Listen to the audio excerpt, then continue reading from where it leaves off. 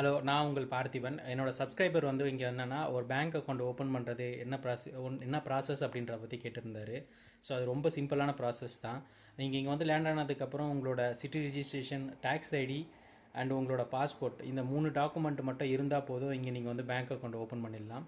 இந்த 3 டாக்குமெண்ட்டை எடுத்துக்கிட்டு nearest bank like Deutsche bank, ஸ்வாஷியோ, எஸ்பாஷியோ, இந்த மாதிரி கமர்ஷியல் பேங்க், இங்கே இருக்க ஒரு நியரஸ்ட் உங்களோட உங்கள் வீட்டு பக்கத்தில் இருக்க நியரஸ்ட் பேங்க்குக்கு போயிட்டு இந்த டாக்குமெண்ட் எல்லாமே காமிச்சேன் அப்படின்னா அவங்க வந்து சேம் டேலையும் அப்பாயின்மெண்ட் கிடைக்கும். அப்படி இல்லைனா அவங்க ஒரு அப்பாயின்மெண்ட் ஃபிக்ஸ் பண்ணுவாங்க. ஸோ அந்த அப்பாயின்மெண்ட் ஃபிக்ஸ் பண்ணுற டேயில் போனீங்க அப்படின்னா நம்ம இங்கிலீஷ் தான் பேசணும் அப்படின்னா இங்கிலீஷ் பேசுகிற பர்சன் ஒருத்தவங்க அலாட் பண்ணுவாங்க. ஸோ அங்கே போயிட்டு அவர்கிட்ட நம்ம இந்த டாக்குமெண்ட் எல்லாமே கொடுத்தா அப்படின்னா அவரே ஃபார்ம் எல்லாம் ஃபில்அப் பண்ணிக்கிட்டு இங்கே 2 ஆப்ஷன் காமிப்பாங்க.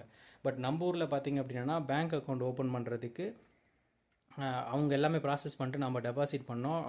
அவங்க எந்த சார்ஜஸும் பண்ண மாட்டாங்க இந்தியாவில்.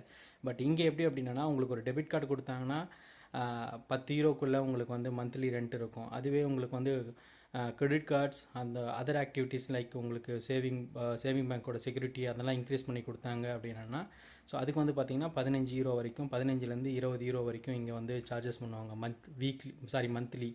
ஸோ இதுதான் இங்கே ஃபார்மாலிட்டிஸ். இந்த டாக்குமெண்ட் இருந்தால் இங்கே ஓப்பன் பண்ணிடலாம். இங்கே இந்த ப்ராசஸை ஃபாலோ பண்ணாவே இங்கே பேங்க் அக்கௌண்ட் ஓப்பன் பண்ணிடலாம். தேங்க்யூ.